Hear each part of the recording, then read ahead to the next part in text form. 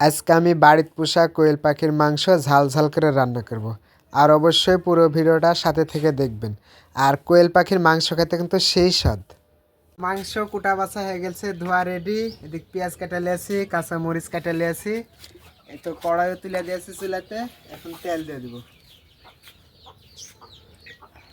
তেল গরম হয়ে গেছে, আমি এখন পেঁয়াজ মরিচ একসাথে দিয়ে দেবো। পেঁয়াজগুলা আর এসেছে, আমি এখন গরম মশলা তেজপাতা সব একসাথে দিয়ে দিব। আমার পেঁয়াজগুলা ভাজা হয়ে এসেছে, আমি এখন আদা রসুন পেশা দিয়ে দেব। পরিমাণ মতো হলুদ, পরিমাণ মতো লবণ, পরিমাণ মতো মরিচের গুঁড়া।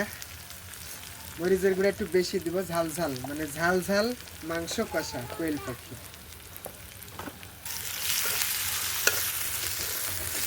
তো মশলা লাগে গেছে, আমি সামান্য একটু পানি দিব, দিয়ে মশলাটা সুন্দর করে কষা নেব।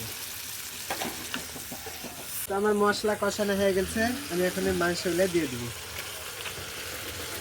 আর দেখেন, 3টা কোয়েল পাখির মাংস কিন্তু অনেকখানি হয়েছে, হাফ কেজি হবে। তো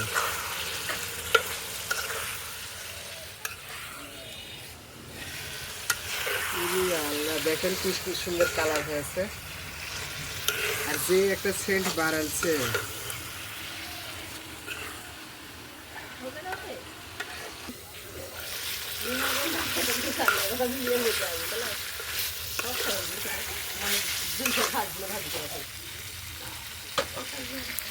কষানো হয়ে গেছে, এখন আমি পরিমাণ মতো পানি দিয়ে দেবো।